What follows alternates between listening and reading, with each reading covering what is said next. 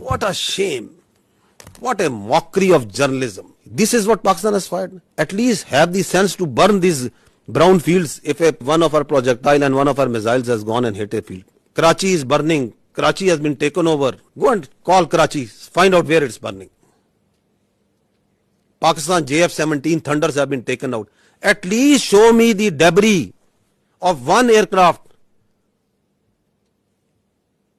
At least show me the electronic signature of one aircraft that Pakistan, of one UAV, one drone that Pakistan has fired there.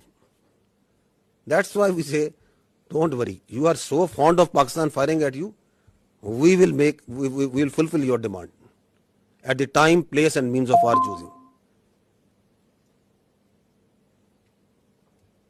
And I repeat, we don't need this stupid, this shameful media to tell us that they themselves are embarrassed that what they are doing.